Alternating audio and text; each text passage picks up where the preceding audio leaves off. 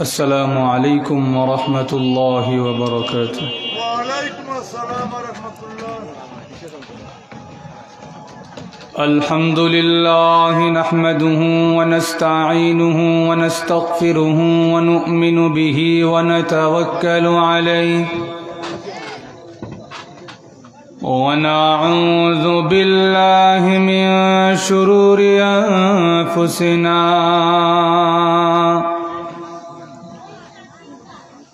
ومن سيئات أعمالنا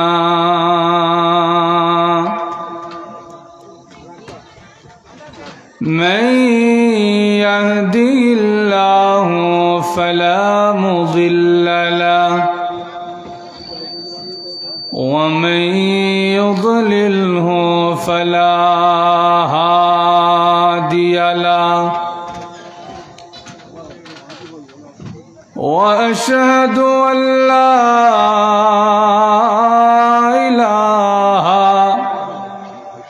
إلا الله وحده لا شريك له ونشهد أن سيدنا ومولانا محمدا عبده ورسوله الذي أرسل إلى الناس كافة بشيرا ونذيرا وداعيا إلى الله بإذنه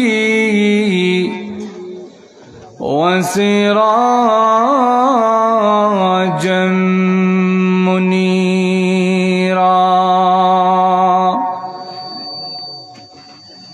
أما بعد فقد قال الله تعالى في كلامه المجيد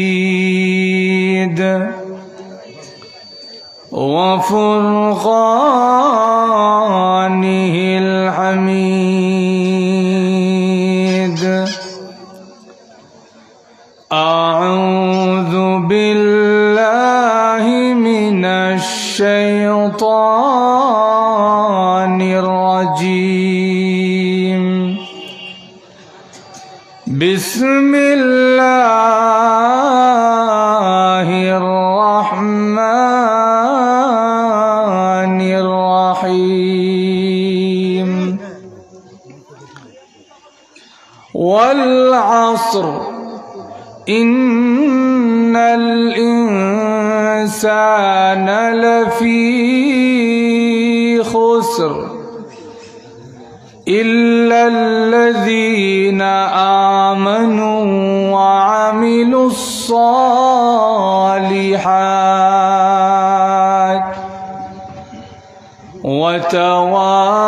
وتواصوا بالحق وتواصوا بالصبر.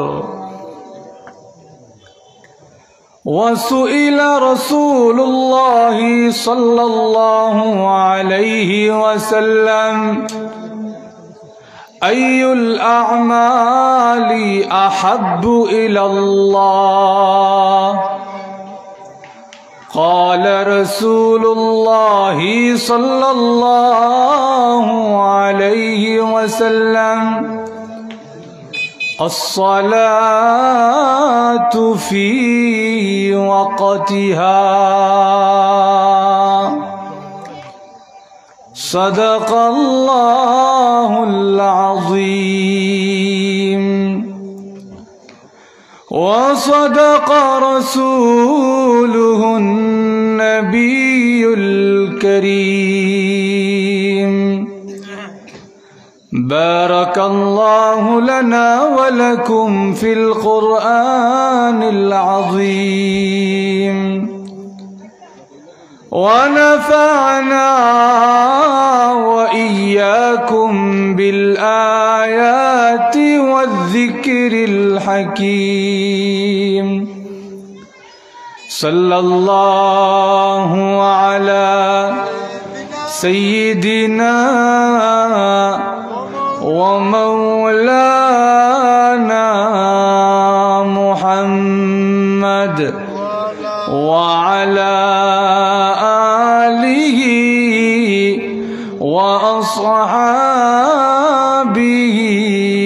وسلم صلى الله على سيدنا ومولانا محمد وعلى آله وأصحابه وسلم Al Falah ইসলামী সমাজ কল্যাণ সংঘের উদ্যোগে আয়োজিত আজকের বার্ষিক তাফসীরুল কোরআন মাহফিলের অত্র অধিবেশনের অত্যন্ত শ্রদ্ধাভাজন সভাপতি, উপস্থিত মুআজ্জাজ মুকাররম উলামায়ে কেরাম, সুধীমণ্ডলী, সর্বস্তরের ধর্মপ্রাণ প্রাণপ্রিয় মুসলমান ভাইয়েরা, পর্দার অন্তরালে অবস্থানরত অত্যন্ত শ্রদ্ধেয়া মা ও বোনেরা, সর্বপ্রথম সেই মহান আল্লাহ পাকের আলীশান দরবারে শুকরিয়া আদায় করছি, যিনি অত্যন্ত দয়া এবং মায়া করে আজকের এই তাফসীরুল কোরআন মাহফিলে কোরআন এবং হাদিসের মজমায় রসুল করিম সাল্লাল্লাহু আলাইহি ওয়াসাল্লামের হাদিসের ভাষায় জান্নাতের বাগানে আমাদেরকে আসার এবং বসার সুযোগ করে দিয়েছেন। এজন্য সকলেই জোরে সোরে শ্রদ্ধা জড়িত কণ্ঠে কালিমাতুশ শুকুর আদায় করি, আলহামদুলিল্লাহ। আল্লাহ রাব্বুল আলামিনের জন্য কোনো কাজ যদি মন থেকে ইখলাসের সহিত করা হয়, ওই কাজটা আল্লাহ রাব্বুল আলামিনের কাছে এত মজা আর এত মধুর লাগে। ওই যে কাজটা আপনি শুধু আল্লাহর জন্য করলেন, এর বিনিময়ে আল্লাহ আপনার জিন্দেগির গুনাহ মাফ করে দিতে পারে। কারণ আল্লাহ চায় তার বান্দা শুধুমাত্র তার জন্যই আমল করুক, জিন্দেগিটা তার জন্যই সাজাক। এই জন্যে যদি কোনো বান্দা খালেস দিলে আল্লাহর প্রশংসা করতে পারে, আল্লাহ রাব্বুল আলামিন ওই বান্দার জিন্দেগির গুনাহ মাফ করে দেন। প্রখ্যাত একজন কবি ছিলেন কবি ফেরদাউসী। বিখ্যাত একটা কবিতার কিতাব আছে শাহনামা। এই শাহনামার লেখক কবি ফেরদাউসী সারা জীবন রাজা বাদশাদের স্তুতি গেয়েছেন, প্রশংসা করেছেন। তার ইন্তেকালের পরে তার একজন শাগরেদ তাকে স্বপ্ন দেখলেন, হুজুর আপনার সঙ্গে আল্লাহ কেমন আচরণ করলেন? কবি ফেরদাউসী বলে, সারা জীবন রাজা বাদশাদের প্রশংসা শোনালাম, রাজা বাদশার জন্য যা লেখা হয় সব তো সত্য কথাই লেখে। কথা কি সত্য না মিথ্যা? মিথ্যা। রাজা বাদশার জন্য যা লেখে সব সত্য কথা বলা যায় না। কারণ রাজা বাদশার মন মতো কথা না হইলে আপনার শাস্তি বহুগুণে বেড়ে যাবে, পুরস্কারের নামগন্ধ নেই। কারণ রাজা বাদশাহ যদি আপনার সামনে গিয়া বলে যে এখন মনে হয় রাত, তখন যদি ঠিক দুপুরও হয়ে থাকে কিন্তু বাদশা যে বলল রাত, যদি আপনি বাদশার কাছের মানুষ হইতে চান, বাদশার কাছ থেকে পুরস্কার লাভ করতে চান, তাহলে সূর্য মাথার উপরে থাকলেও বাদশা যে বলছে রাত, আপনাকে বলতে হবে জি হুজুর, রাত তো অবশ্যই। ওই যে তাকায়া দেখেন আকাশে তারা জ্বলজ্বল করতেছে। যদি এইভাবে বলতে পারেন তাহলে বাদশা আপনারে পুরস্কার দিবে, আর না হলে তিরস্কার। তো রাজা বাদশাদের জন্য যা লেখা হয় সব সত্য কথা বলা যায় না। তো আমি তো রাজা বাদশার জন্য প্রশংসার কবিতা লিখেছি, কিন্তু একদিন আমার মনে আসলো যে আমি একদিন আমার আল্লাহর শানে একটা কবিতা লিখব। আমি আমার আল্লাহর জন্য নীরবে নিভৃতে নির্জনে একটা কবিতা লিখেছিলাম।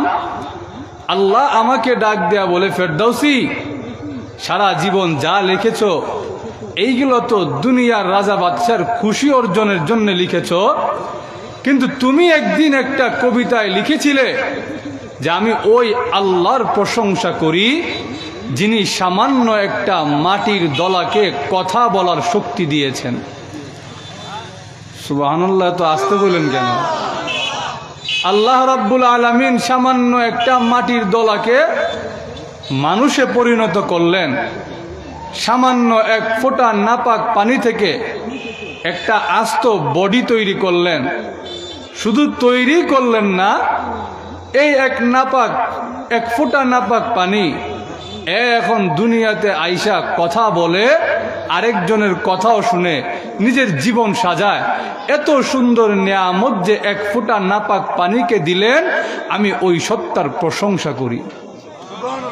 তোমার ওই কথাটা আমার কাছে বড় মজা লাগছে, মধুর লাগছে, এই জন্যে আমি আল্লাহ তোমার ওই একটা কথার বিনিময়ে তোমার জিন্দেগির গুনাহ মাফ করে দিলাম। এই জন্যে প্রশংসা যদি করতে হয় তাহলে করব কার? আরো জোরে। এই জন্যে আল্লাহ যে আমাদেরকে এখানে আনছেন, আরেকবার শ্রদ্ধা জড়িত কণ্ঠে মন থেকে শুকরিয়া আদায় করি, আলহামদুলিল্লাহ।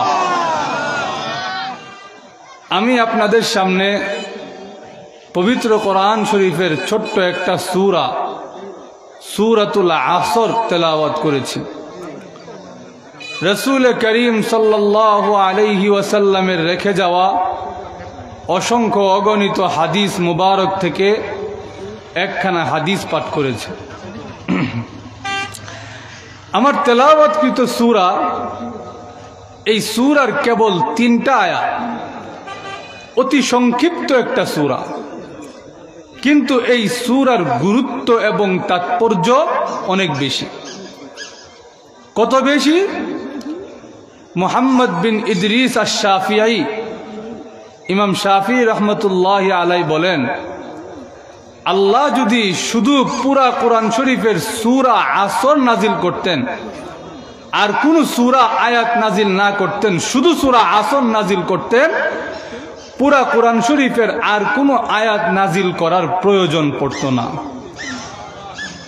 শুধু তাই নয়, আল্লাহর নবী, বিশ্ব নবী রাহমাতুল লিল আলামিনের সাহাবীরা একজন আরেকজনের সঙ্গে দেখা হয়ে গেলে তারা একজন আরেকজনের থেকে বিদায় নিতেন না যতক্ষণ না একজন আরেকজনকে সূরা আসর তেলাওয়াত করে না শোনাতেন। লাম ইয়াতাফাররাকা হাত্তা ইয়াকরা আহাদুহুমা আলাল আখার সূরাতুল আসর।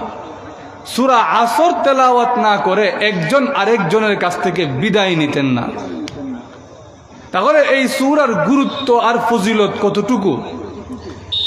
এই সূরার শুরুতে আল্লাহ রাব্বুল আলামিন সময়ের শপথ করেছেন। আল্লাহ বলেন ওয়াল আসর, শপথ এবং কসম সময়ের। সময়ের কসম আল্লাহ কেন করলেন? লক্ষ্য করে যদি দেখেন, সময়ের বড় গুরুত্ব আমাদের জীবনে। জোরে বলেন ঠিক কিনা? কেমন গুরুত্ব? আমরা আস্তে আস্তে আমাদের সময়টা নষ্ট হচ্ছে, আর আস্তে আস্তে আমাদের জীবনটা শেষের দিকে যাচ্ছে। জোরে বলেন ঠিক কিনা? এক সময় আজকে আমরা যাদের দাড়ি সাদা হয়েছে, আমরার দাড়ি এক সময় কালো কুচকুচে ছিল। যাদের এক সময়, এখন আমাদের যাদের বাহুতে বল নাই, হাড্ডি নরম হয়ে গেছে, এক সময় আমাদের সঙ্গে 3 বেড়া মিললেও পারছে না। জোরে বলেন ঠিক কিনা? তাহলে আমরা আমাদের এই জীবনটার দিকে যদি লক্ষ্য করি, আমরা তাকায়া দেখব, আমাদের জীবনটার দিকে লক্ষ্য করলে বুঝতে পারবো সময়ের গুরুত্ব কতটুকু। আল্লাহ রাব্বুল আলামিন আমাদেরকে যখন জন্ম দিয়েছেন আমাদের মা বাবার মাধ্যমে, তখন আমরা একটা শিশু ছিলাম। এরপর আস্তে আস্তে সময় অতিবাহিত হলো, আমরা আস্তে আস্তে যুবক বয়সের দিকে ধাবিত হতে থাকলাম। আমাদের বাহুতে বল আসলো, শরীরে শক্তি আসলো, আল্লাহ আমাদেরকে বিবেক বোধ দিলেন, বুদ্ধি দিলেন। এরপর আস্তে আস্তে আমরা বৃদ্ধ বয়সের দিকে ধাবিত হতে থাকলাম।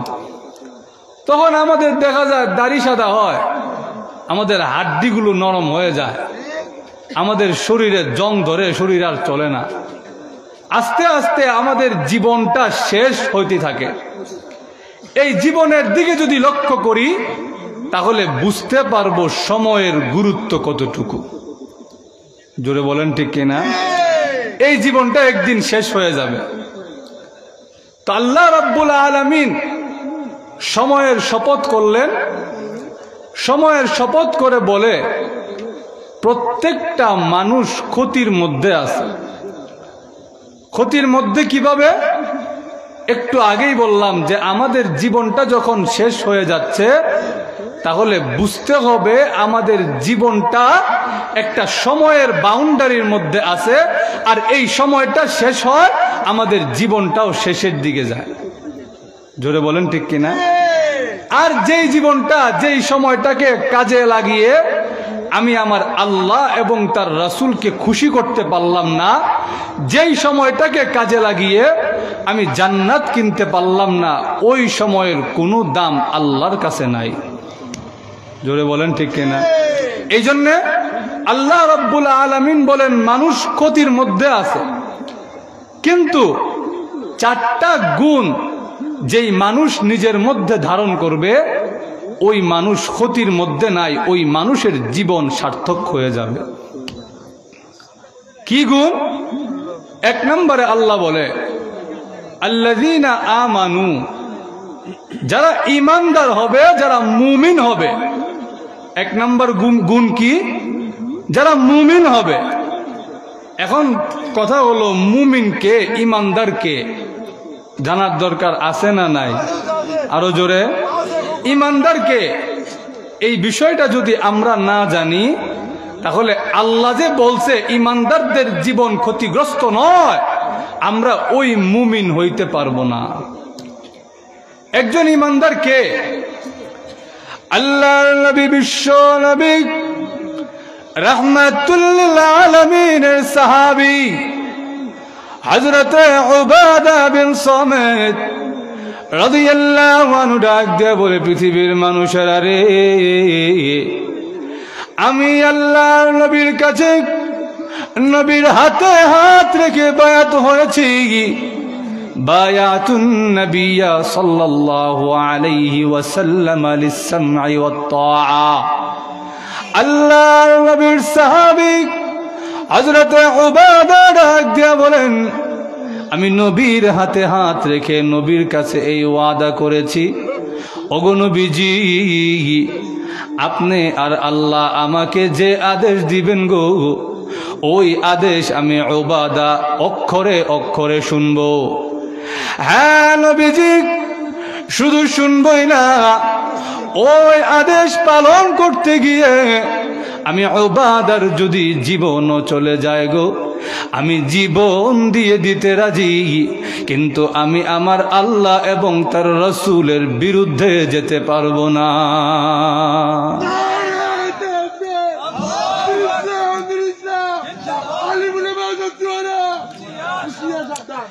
এরই নাম হলো ঈমান।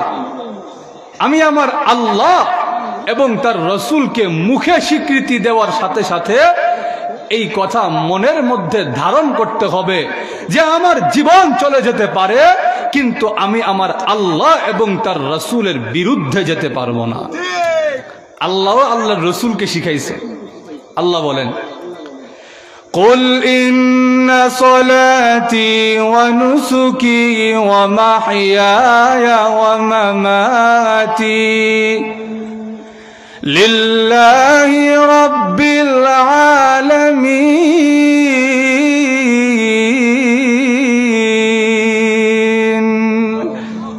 আল্লাহ বলেন, ওগো নবীজি আপনি বলেন, আপনি জানায়া দেন, আমি রসুলের নামাজ, আমার কুরবানি, আমার জিন্দেগি, আমার মরণ সবকিছু উভয় জাহানের পালন কর্তা আল্লাহর জন্য উৎসর্গ করলাম। এর নাম হলো ঈমান। যেই মুমিন মুখে লা ইলাহা ইল্লাল্লাহ মুহাম্মাদুর রাসূলুল্লাহ সাল্লাল্লাহু আলাইহি ওয়াসাল্লাম এই স্বীকৃতি দেওয়ার পাশাপাশি নিজের মনের মধ্যে এই বিশ্বাস, এই চেতনা নিজের মনের মধ্যে ধারণ করবে যে আমার আল্লাহ এবং তার রসুল আমাকে যে আদেশ করেছেন ওই আদেশ আমি অক্ষরে অক্ষরে পালন করব। এর বিনিময়ে যদি আমার জীবন চলে যায় যাবে, কিন্তু আমি আমার আল্লাহ এবং তার রসুলের বিরুদ্ধে যেতে পারবো না। এর নাম হলো ঈমান, এর নাম হলো মুমিন। শুধু মুখে বলার দ্বারা কেউ পরিপূর্ণ মুমিন হইতে পারে না। জোরে বলেন ঠিক কিনা? শুধু মুখে বলার দ্বারা মুমিন হইলে ফেরাউনও মুসলমান হইত। ফেরাউনও মরার সময় বলছে আনা মিনাল মুসলিমিন। হাত্তা ইযা আদরাকাহুল গরাক قال آمنت أنه لا إله إلا الذي آمنت به بنو إسرائيل وأنا من المسلمين।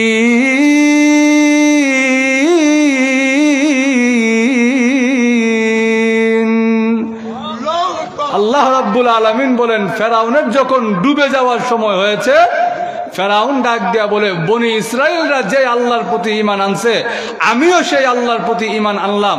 আমি সাক্ষ্য দিলাম আল্লাহ ছাড়া কোনো ইলাহ নাই, আমিও এখন মুসলমানদের অন্তর্ভুক্ত। আল্লাহ বলে, আল আন, এখন তোর ঈমান আনার সময় হয়েছে। তোর এই ঈমান আমি আল্লাহর কাছে এখন এই মুহূর্তে গ্রহণযোগ্য নয়। কেন গ্রহণযোগ্য নয়?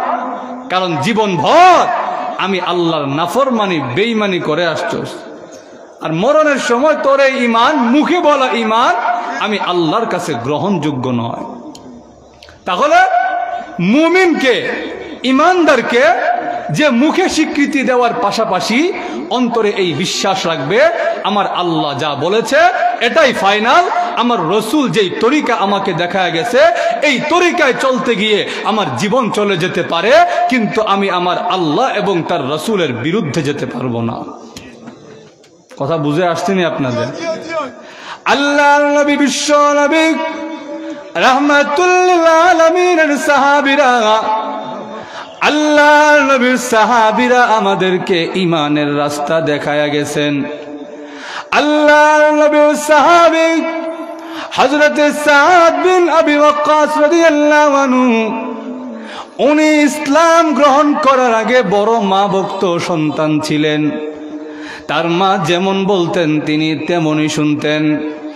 সাদ বিন আবি ওয়াক্কাস রাদিয়াল্লাহু আনহু যখন কালিমা পড়ে মুসলমান হয়ে গেলেন, তার মা শোনার পরে ডাক দেয়া বলে, সাদ রে, কোন ধর্ম গ্রহণ করলি? তোর ধর্ম যে আমি মার কাছে একবারেই সহ্য হয় না।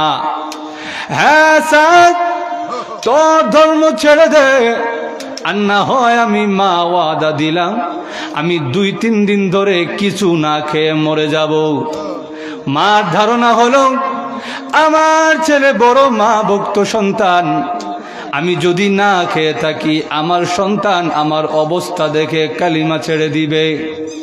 3 দিন অতিবাহিত হওয়ার পরে সাদ বিন আবি ওয়াক্কাস রাদিয়াল্লাহু আনহু ঘরে এসে দেখে মা 3 দিন ধরে কিছুই খায় না।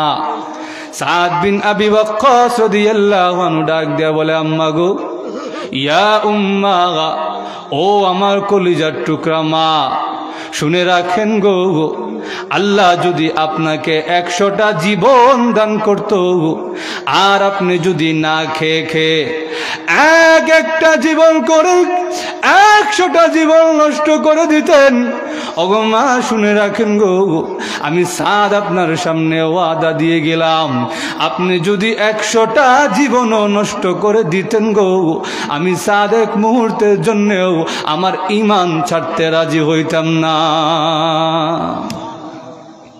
এর নাম হলো মুমিন, এর নাম হলো ঈমানদার।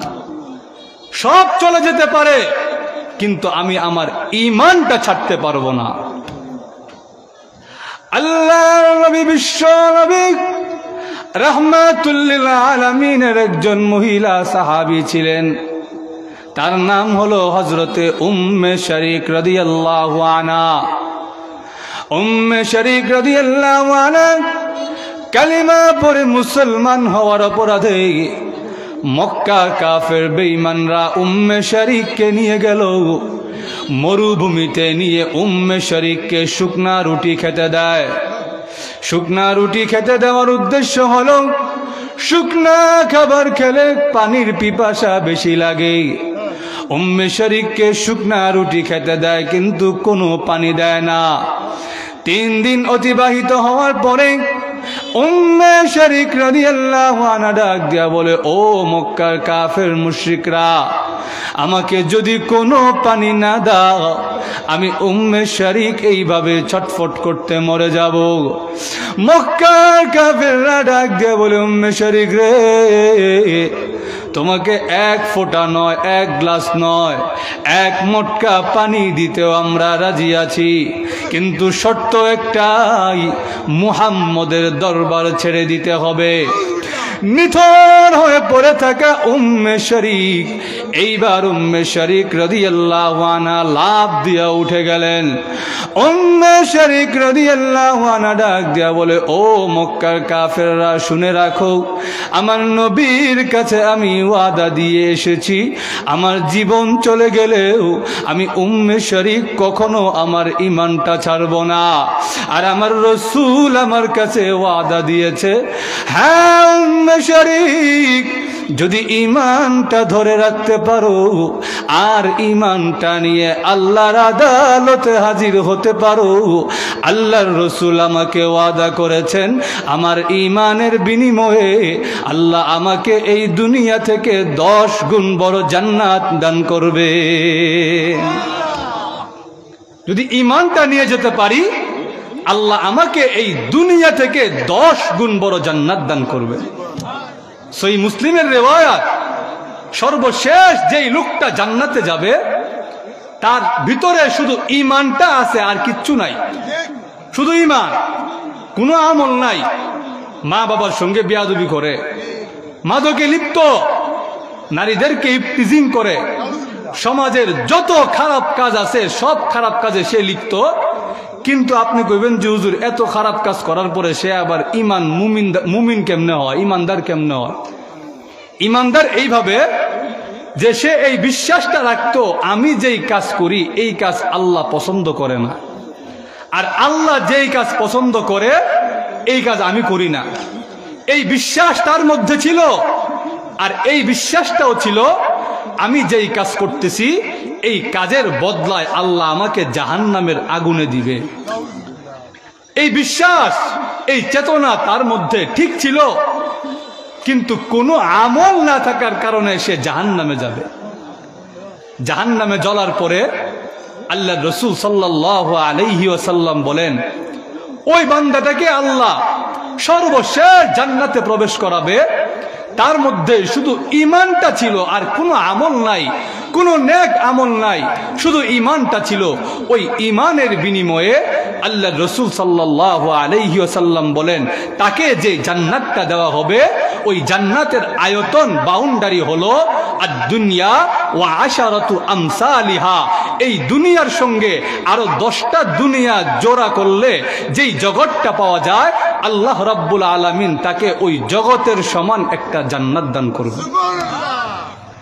শুধু ঈমান নিয়ে গেলে যদি এত বড় জান্নাত, তাহলে যারা আল্লাহ এবং তার রাসূলকে খুশি করে আল্লাহর সামনে দাঁড়াবে, এদের জন্য আল্লাহ কত বড় নিয়ামত রাখছে। এই জন্য আল্লাহ রসুল সাল্লাল্লাহু আলাইহি ওয়াসাল্লাম বলেছেন, জান্নাত এমন একটা জায়গা, ওই জায়গার কথা কোনো মানুষের হৃদয়ে কল্পনা করাও সম্ভব নয়। এমন নিয়ামত আল্লাহ আমাদের জন্য রাখছেন, ওই নিয়ামতের কথা আমাদের এই দুনিয়াবি জিন্দেগিতে কল্পনা করাও সম্ভব নয়।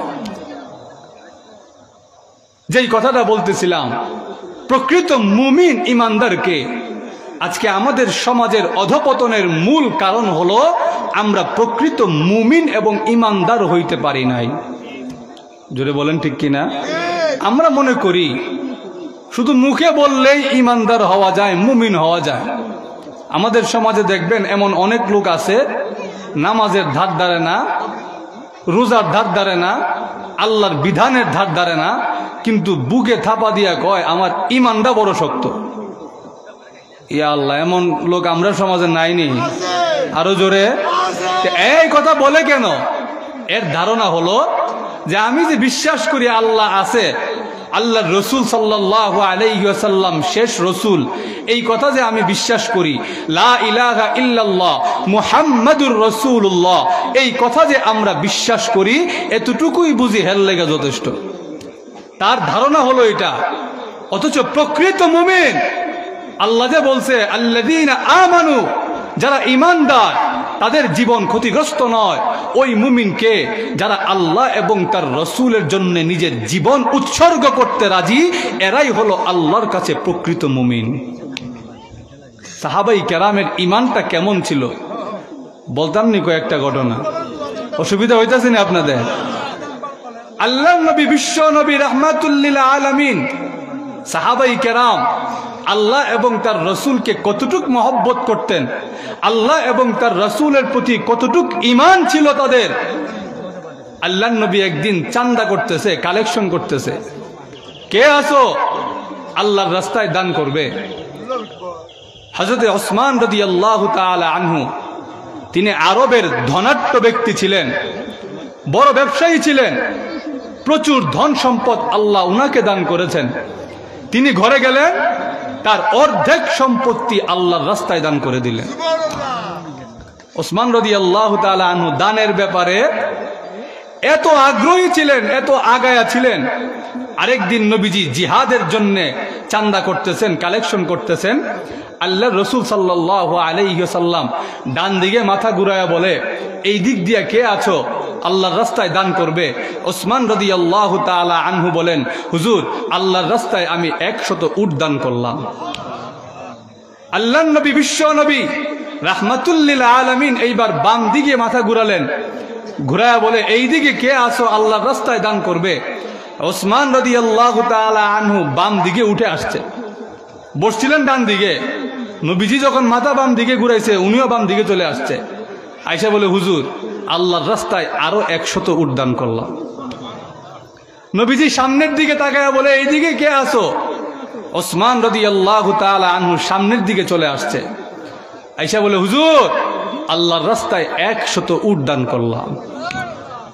নবীজি যেই দিকে মাথা ঘুরায়, ওসমান রাদিয়াল্লাহু তাআলা আনহু ওই দিকে চলে যায়, আর গিয়া বলে, হুজুর, আল্লাহর রাস্তায় 100 উট দান করলাম। নারে তাকবীর, ইসলাম ইসলাম, উলামা দাওয়াত, কত ঘন ঘন না। তো নবীজি যেই দিকে মাথা ঘুরায়, ওসমান রাদিয়াল্লাহু তাআলা আনহু ওই দিকে গিয়ে বলে, হুজুর, আল্লাহর রাস্তায় 100 উট দান করলাম। শেষে নবীজি মুচকি হাসি দিয়ে দিছে। দেওয়ার পরে এইভাবে কিতাবের মধ্যে আছে, 600 উট আল্লাহর রাস্তায় ওসমান রাদিয়াল্লাহু তাআলা আনহু দান করে দিছে। ওসমান রাদিয়াল্লাহু তাআলা আনহু যখন তার অর্ধেক সম্পত্তি আল্লাহর রাস্তায় দান করে দিলেন, আবু বকর রাদিয়াল্লাহু তাআলা আনহু উঠে গেলেন। উঠে ঘর থেকে গিয়া ঘরে যা আছে সব আল্লাহর রাস্তায় দান করে দিছে। আল্লাহর নবী, বিশ্ব নবী, রাহমাতুল লিল আলামিন, আবু বকর রাদিয়াল্লাহু আনহুকে ডাক দিয়া বলে, আবু বকর, তোমার ঘরে যা ছিল সব যে আল্লাহর রাস্তায় দান করে দিয়েছো, তোমার ঘরে কি রেখে এসেছো? তোমার ঘরে তো বিবি বাচ্চা আছে, তাদের জন্য কি রেখে এসেছো? সিদ্দিক আকবর আবু বকর সিদ্দিক রাদিয়াল্লাহু আনহু ডাক দিয়ে বলে, গো নবীজি, আবকাইতু লাহুমুল্লাহ ওয়া রাসূলা, ও নবীজি, আমার ঘরে যে আমার বিবি বাচ্চা আছে এইটা আমি জানি, এই জন্যে আমার বিবি বাচ্চার জন্য আমার ঘরে আমার আল্লাহ এবং তার রসুলকে রেখে এসেছি। সাহাবাই কেরামের ঈমান কেমন ছিল! ওনারা সব কিছু দিয়ে দিতে রাজি, তবু আল্লাহ এবং তার রাসূলের ভালোবাসা অর্জনে কোনোদিন পিছপা হন নাই। ঘর থেকে বের করে দিছে, চলে যাচ্ছেন দেশ ছেড়ে।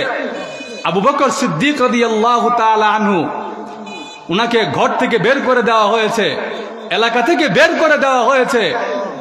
নবীজির একটা সুন্নত হলো, আপনি যখন দ্বীনের কাজ করবেন আপনার উপরে নির্যাতন আসবে। আল্লাহর রাসূল সাল্লাল্লাহু আলাইহি ওয়াসাল্লাম যখন তিনি ওহী লাভ করেছিলেন, সর্বপ্রথম জিবরাইল আলাইহিস সালাম যখন এসেছে, আল্লাহর নবী তো ফেরেশতা আগে দেখেন নাই। জিবরাইল আলাইহিস সালামকে যখন প্রথম দেখলেন, এত বড় আকৃতির একজন আমার সামনে এসে গেছে, নবীজি ভাবছে আমাকে মনে হয় দুষ্ট জিনে আসর করছে। আর ফেরেশতা জিবরাইল আলাইহিস সালাম কি ছোট ফেরেশতা? মুসলিম শরীফের হাদিস, আল্লাহ রসুল সাল্লাল্লাহু আলাইহি ওয়াসাল্লাম বলেন, আমি জিবরাইলকে স্বচক্ষে দেখেছি, লাহু সিত্তু মিআতি জানাহ, আল্লাহ রাব্বুল আলামিন জিবরাইলকে 600 নূরের ডানা দিয়েছেন। তাহলে যদি 600 ডানা হয়, তাহলে বডিটা কত বড়! ফেরেশতাদের আকৃতি কেমন! বুখারী মুসলিম 2 কিতাবে এই হাদিসটা আছে যে আল্লাহ রাব্বুল আলামিনের আরশ যারা বহন করে, যেই ফেরেশতাদের দায়িত্ব হলো আল্লাহর আরশ বহন করা, আর কোনো কাম নাই। মিন হামালাতিল আরশ, আল্লাহর আরশ যেই ফেরেশতারা বহন করে, এদের বডিটা কেমন! আল্লাহর রাসূল সাল্লাল্লাহু আলাইহি ওয়াসাল্লাম বলেন, এই ফেরেশতাদের এই কাঁধ থেকে কানের লতি, এই যে মাঝখানের গ্যাপটা, এই গ্যাপটা হলো মাসিরাতু 700 আম, 700 বছরের রাস্তা। তাহলে দূর যদি এত বড় হয়, পুরা বডি কত দূর! এত বড় আকৃতি দেখে আল্লাহর নবী, বিশ্ব নবী মুহাম্মদুর রাসূলুল্লাহ সাল্লাল্লাহু আলাইহি ওয়াসাল্লাম ভয় পেয়ে গেছেন। আম্মাজান খাদিজা রাদিয়াল্লাহু তাআলা আনহার কাছে এসে বলে, জাম্মিলুনি জাম্মিলুনি, আমার শরীরে কাঁপ উঠে গেছে, তাপ উঠে গেছে, আমাকে কম্বল দিয়ে চাদর দিয়ে আবৃত করো। ইন্নী খাশিতু আলা নাফসি, আমার ভয় হচ্ছে, মনে হয় কেউ আমার জানটা কবজ করে নিচ্ছে। নবীজি যখন এইভাবে ভয় পেয়ে গেছে, নবীজি আম্মাজান খাদিজা রাদিয়াল্লাহু তাআলা আনহার কাছে বলতেছে, খাদিজা, আমাকে যদি দুষ্ট জিনে আসর করে, আমার এলাকার মানুষেরা, আরবের লোকেরা আমাকে তো মাথায় তুলে রাখে, আমাকে তো মুকুটবিহীন সম্রাট ঘোষণা করেছে, আমি মুহাম্মদ, তারা এক বাক্যে আমার কথা মেনে নেয়। আমাকে যদি দুষ্ট জিনে আসর করে আর আমি যদি উল্টাপাল্টা কথা বলা আরম্ভ করি, তাহলে তো তারা আমার কথা আর মানবে না। আম্মাজান খাদিজা রাদিয়াল্লাহু তাআলা আনহা নবীজিকে তখন নিজে নিজে সান্ত্বনা দিছে। আম্মাজান খাদিজা রাদিয়াল্লাহু আনহা ডাক দিয়া বলে, লা ইউখজিয়াল্লাহু আবাদা, হ্যাঁ মুহাম্মদ, শুনে রাখুন, আপনি সমাজের মধ্যে ভালো কাজের জন্য নিজেকে বিলিয়ে দিয়েছেন, আপনি সমাজে একজন আরেকজনের মধ্যে বন্ধুত্ব সৃষ্টি করে দেন। যদি কেউ আপনার সঙ্গে সম্পর্ক ছিন্ন করে দেয় গো, আপনি তার সঙ্গে নিজে গিয়ে সম্পর্ক জোড়ায়া দেন। যে লোক এমন কাজ করতে পারে, যে লোক সমাজে এত ভালো কাজ করতে পারে গো, ওই লোককে আল্লাহ কোনোদিনও লাঞ্ছিত করবেন না। আম্মাজান খাদিজা রাদিয়াল্লাহু তাআলা আনহা যখন নবীজিকে এইভাবে সান্ত্বনা দেয়, নবীজি তো নিজের মনকে শান্ত করতে পারেন না। তখন ওই যুগে ঈসা আলাইহিস সালামের একজন অনুসারী ছিলেন, তার বয়স একদম শেষের দিকে, তিনি একনিষ্ঠ ইনজিলের আলেম ছিলেন, ওনার নাম হলো ওয়ারাকা ইবনে নাউফাল। আম্মাজান খাদিজা রাদিয়াল্লাহু তাআলা আনহা নবীজিকে নিয়ে ওই ওয়ারাকা ইবনে নাউফালের কাছে গেছে। যেহেতু আপনি আসমানি কিতাবের আলেম, আমার স্বামীর তো এই অবস্থা। নবীজিও ওয়ারাকা ইবনে নাউফালের কাছে সব খুলে বলছে। ওয়ারাকা ইবনে নাউফাল শুনে বলে, আপনার কাছে ওই ফেরেশতা এসেছিল যেই ফেরেশতা হযরত মুসা আলাইহিস সালামের কাছে এসেছিল। আপনার কাছে ফেরেশতা আসছে, আর আমার তো এখন আর হায়াত নাই, কিন্তু সেই দিন বেশি দূরে নয় যেই দিন আপনার এলাকার মানুষ আপনাকে সমাজ থেকে বের করে দিবে। নবীজি এই কথা শুনে অবাক হয়ে গেলেন। আরবের লোকেরা আমাকে নাম দিয়েছে আল আমিন, আমি বিশ্বস্ত। তারা আমাকে বলেছে খাইরুনা, আমাদের সূর্য সন্তান। তারা আমাকে বলেছে as-সাদিক, আমি সত্যবাদী। এই লোকেরা আওয়া মুখরিজিয়াহুম, আল্লাহ রসুল তাকে প্রশ্ন করছে অবাক হয়ে, তারা আমাকে বের করে দিবে? তখন ওয়ারাকা ইবনে নাউফাল বলে, জি, এরাই আপনাকে বের করে দিবে। এটা হলো নবীজির একটা সুন্নত। দ্বীনি কাজ করতে গিয়ে আপনার উপরে যদি বাধা আসে, যদি আপনার উপরে নির্যাতন আসে, বুঝে নিবেন আপনি আল্লাহর রসুলের একজন সাচ্চা ওয়ারিস হইতে পারছেন। জোরে বলেন ঠিক কিনা? আবু বকর সিদ্দিক রাদিয়াল্লাহু তাআলা আনহুকেও এলাকা থেকে বের করে দিছে। আবু বকর সিদ্দিকও রাগ করে বের হয়ে গেছে, যেই এলাকাতে আমি আমার আল্লাহর ইবাদত করতে পারি না, এই এলাকাতে আমি থাকবই না। উনি বের হয়ে চলে যাচ্ছে। পথিমধ্যে একজন বড় নেতার সঙ্গে দেখা, ইবনু দাগিনা তার নাম। ইবনু দাগিনা বলে, আবু বকর কোথায় রওনা হলেন? আবু বকর সিদ্দিক রাদিয়াল্লাহু তাআলা আনহু বলে, আল্লাহর ইবাদত করার কারণে তোমার এলাকার মানুষেরা আমাকে বের করে দিছে। আল্লাহর ইবাদত আমাকে করতে দেয় না, আর যেই এলাকায় আমি আমার আল্লাহর ইবাদত করতে পারি না, ওই এলাকায় আমি আবু বকর থাকতে পারি না। বের হয়ে গেছি, যেখানে গিয়ে আমি আমার আল্লাহর ইবাদত করতে পারবো সেখানে আমি চলে যাব। যাওয়ার পথে ইবনু দাগিনা বলে, না না, আপনার মতো উত্তম মানুষ, আপনার মতো মানুষকে বের করে দিবে, এটা মেনে নেওয়া যায় না। চলেন, আমি আপনাকে থাকার ব্যবস্থা করে দিই। ইবনু দাগিনা যখন আবু বকর সিদ্দিক রাদিয়াল্লাহু তাআলা আনহুকে নিয়ে গেল, নিয়ে যাওয়ার পরে কুরাইশদেরকে বলতেছে, আমি আবু বকরের দায়িত্ব নিলাম, তোমরা আবু বকরের বিরুদ্ধে কিছু বইলো না। তখন তারা বলে, ঠিক আছে, আপনি যখন দায়িত্ব নিছেন আমরা কিছু বললাম না, কিন্তু শর্ত একটাই, আবু বকর যেন তার বাড়ির বাইরে বের হয়ে ইবাদত না করে। ইবাদত যদি করে বাড়ির ভিতরে যেন করে, বাইরে যেন না আসে। কারণ আবু বকর যখন ইবাদত করে এইভাবে কান্না আরম্ভ করে, তার কান্না দেখে আমাদের স্ত্রী এবং বাচ্চারা কালিমা পড়ে মুসলমান হয়ে যেতে চায়। হাদিসের মধ্যে পাওয়া যায়, হযরতে আবু বকর সিদ্দিক রাদিয়াল্লাহু আনহু কিছুদিন পরে বাড়ির আঙ্গিনায় এসে আল্লাহর ইবাদত আরম্ভ করলেন। আর আল্লাহর ইবাদত যখন আরম্ভ করলেন, আবু বকর সিদ্দিক রাদিয়াল্লাহু আনহুর চোখ দিয়া পানি বের হইতে থাকে। ইবাদতের সময় যদি চোখ দিয়া পানি বের হয়, ওই পানিটা আল্লাহর কাছে বড় প্রিয়। আল্লাহর নবী, বিশ্ব নবী রাহমাতুল লিল আলামিন ইবাদত করার সময় চোখ দিয়া এমন ভাবে পানি বের করতেন, আল্লাহর নবীর চোখের পানি দিয়ে নবীর সামনের মাটিটা ভিজে যাইত।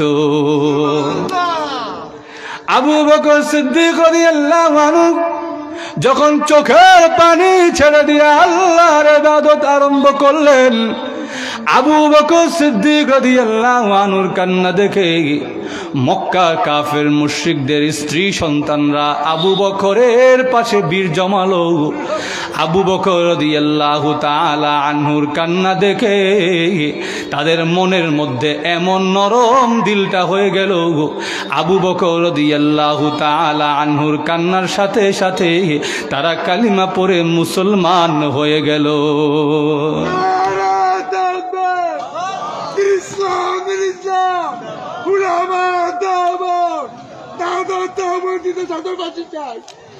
যেই কথাটা বলতেছিলাম, যে আল্লাহর নবী, বিশ্ব নবী রাহমাতুল লিল আলামিনের সাহাবীরা আমাদের সামনে ইমানের মাপকাঠি দেখায়া গেছে।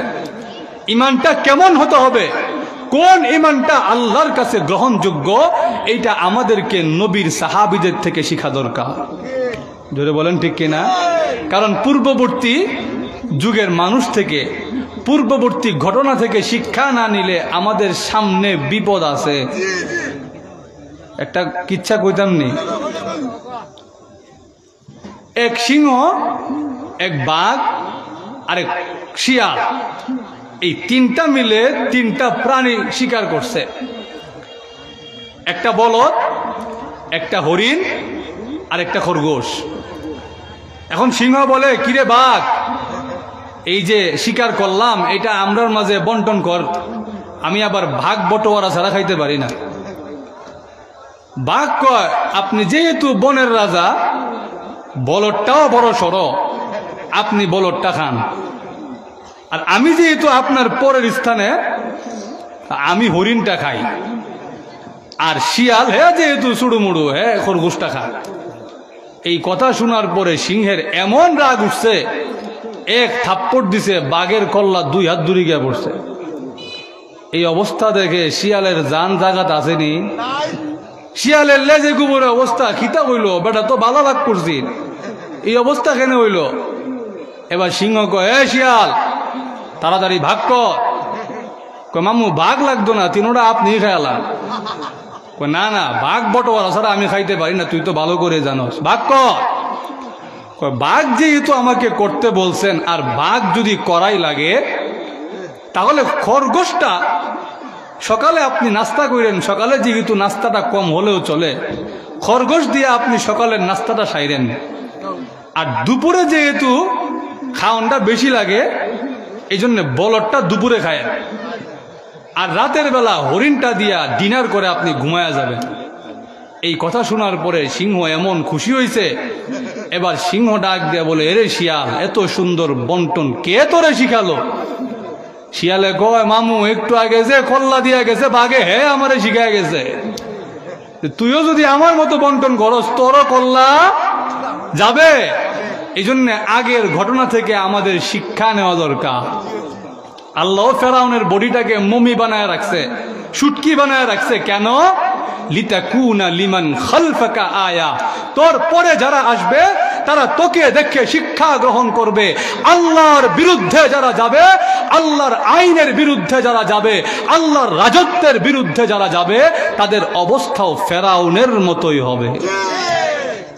এই জন্যে যেই কথাটা আমি এতক্ষণ যাবৎ বললাম, আল্লাযীনা আমানু, আল্লাহ বলছেন সবার জীবন ক্ষতির মধ্যে আছে, একমাত্র তারা ব্যতীত যারা ঈমানদার প্রকৃত মুমিন হইতে পারবে। প্রকৃত মুমিন কাকে বলে এতক্ষণে আপনারা বুঝছেননি? আরো জোরে।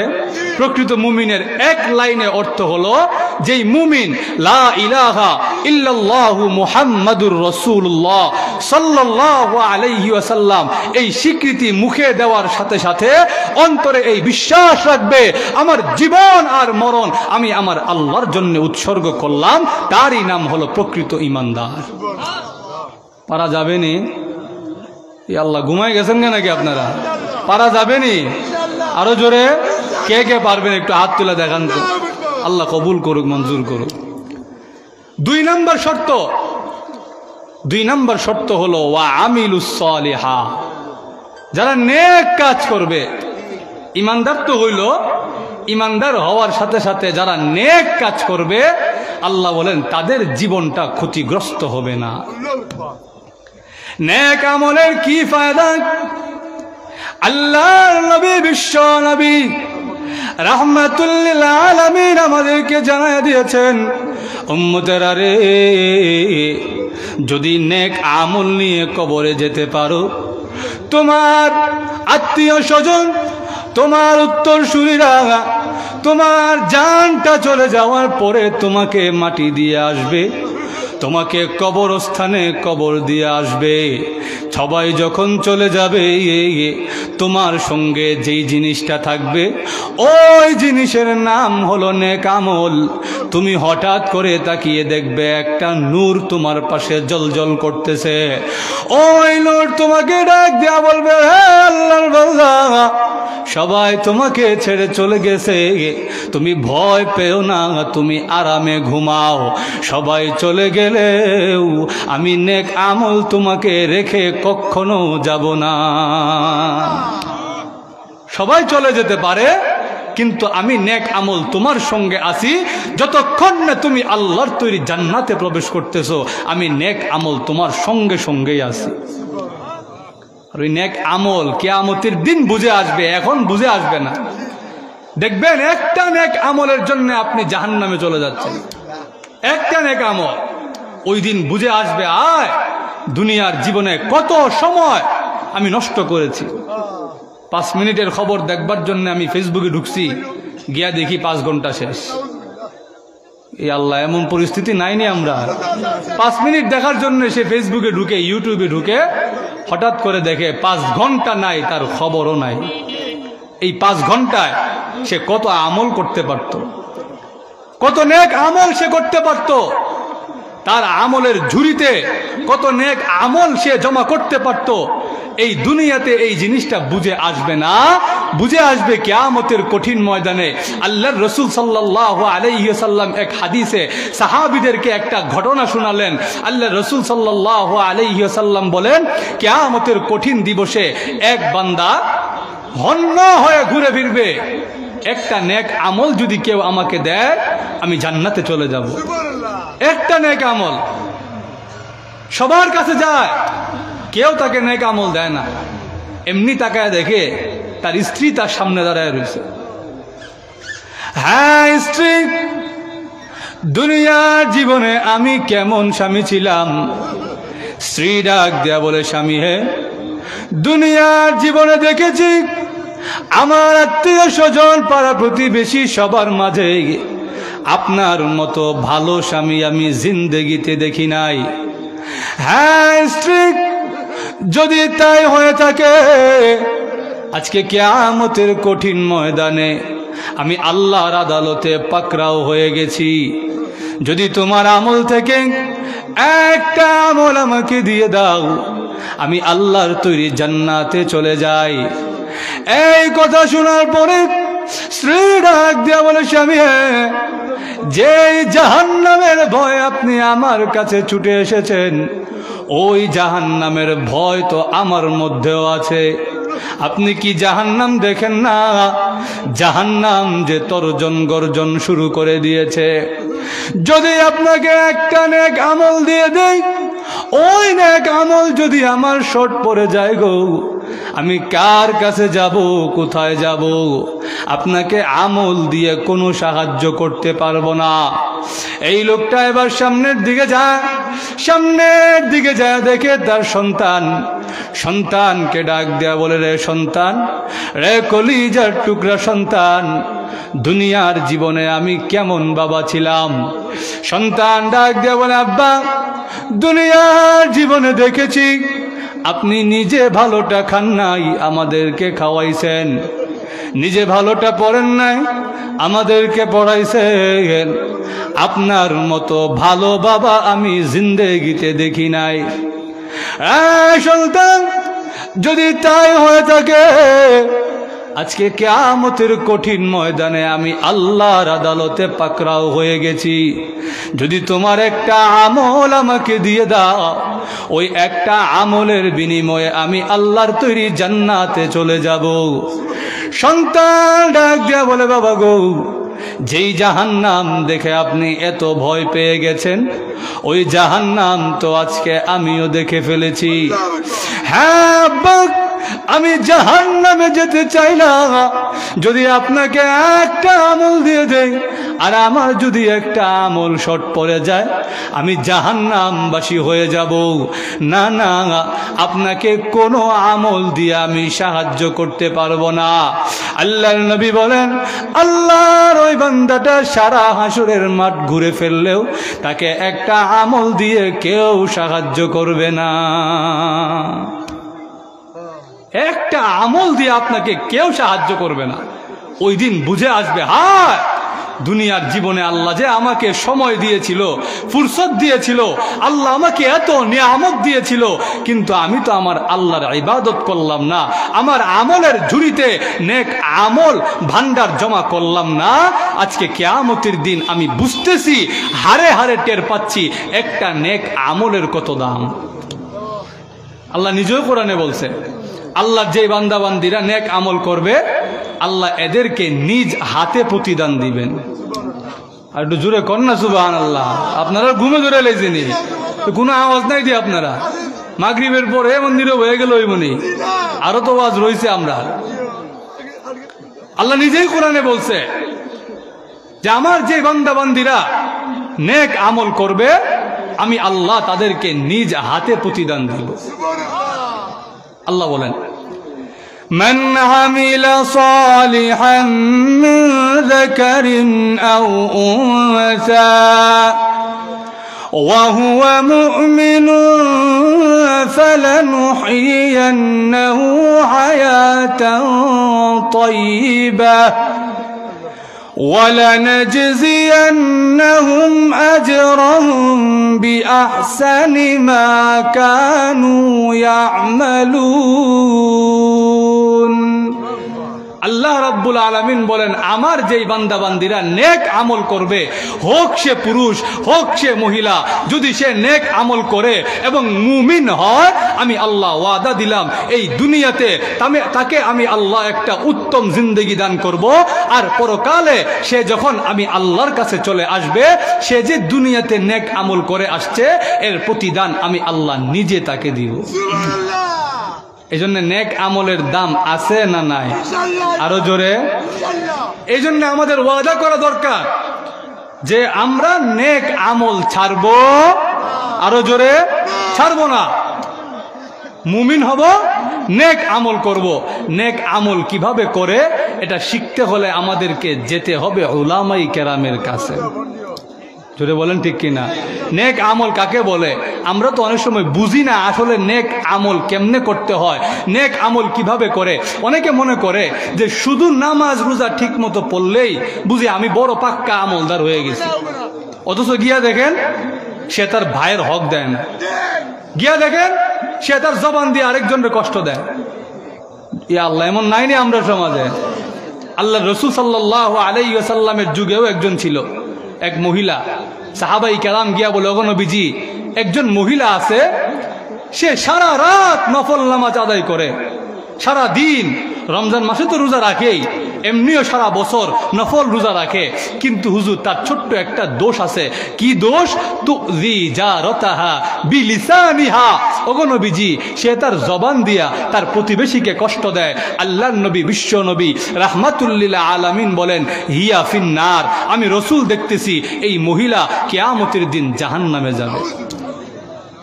তাহলে নেক আমলেরও সিস্টেম আছে। নেক আমল আপনাকে করতে হবে স্মার্টলি, চালাকভাবে। নেক আমলের কিছু পন্থা আছে, আপনি কষ্টও হবে না, কিন্তু দেখবেন যে আপনার আমলের পাল্লা ভারী হইতেছে। একটা জিকির আল্লাহর রসুল আমাদেরকে শিখায়া গেছে, ওই জিকিরটা এমন জিকির, ওই জিকিরটা করতে কোনো কষ্ট হয় না, কিন্তু আল্লাহর রসুল সাল্লাল্লাহু আলাইহি ওয়াসাল্লাম বলেছেন, কিয়ামতের কঠিন ময়দানে তোমার আমল নামা যখন মাপা হবে, ওজন করা হবে, ওই একটা জিকির তোমার আমল নামার পাল্লাকে বহু গুণে ভারী করে দিবে। ওই জিকিরটা কইতাম নি? আরো জোরে। ওই জিকিরটা হলো সুবহানাল্লাহি ওয়া বিহামদিহি সুবহানাল্লাহিল আযীম। এই জিকিরটা যদি আপনি বসে রইছেন, এমনি বসে রইছেন, আর মুখ দিয়ে করতে থাকেন সুবহানাল্লাহি ওয়া বিহামদি সুবহানাল্লাহিল আযীম, আল্লাহর রাসূল বলেন এই একটা জিকির তোমার আমল নামার পাল্লাকে বহু গুণে ভারী করে দিবে। রাজি আসিনি আমরা? এশারের আজান হয়ে গেছে, আরো কথা বাকি ছিল, কিন্তু আজান যখন হয়ে গেছে, আমাদের নামাজ হচ্ছে 7:15-তে, এখানেই জামাত অনুষ্ঠিত হবে। আমরা সকলেই জামাতে নামাজ পড়ব, এরপরে আরো বয়ান ধারাবাহিকভাবে চলবে। আল্লাহ রাব্বুল আলামিন আমাদেরকে কবুল আর মঞ্জুর করুক। আল্লাহ আমাদেরকে পাক্কা ইমানদার এবং পাক্কা নেক আমলদার হওয়ার তৌফিক দান করুক। সকলেই বলেন আমিন। ওয়া আখিরু দাওয়ানা আনিল হামদুলিল্লাহি রাব্বিল আলামিন। আসসালামু আলাইকুম ওয়া রাহমাতুল্লাহি ওয়া বারাকাতুহু। الحمد لله رب العالمين الصلاة والسلام على سيد الأنبياء والمرسلين ربنا ظلمنا أنفسنا وإن لم تغفر لنا وترحمنا لنكونن من الخاسرين اللهم اغفر لنا ولوالدينا رب ارحمهما كما ربياني صغيرا رب العالمين সারা জীবনের গুনার বোঝা মাথায় নিয়ে সাদা দাড়িওয়ালা মুরব্বীদেরকে নিয়ে আলেম উলামাকে নিয়ে নওজওয়ান ভাইদেরকে নিয়ে আমি মুসাফির অবস্থায় তোমার শাহী দরবারে হাত তুললাম। মেহেরবানি করে গো আমাদের জিন্দেগির গুনাহ খাতা মাফ করে দাও।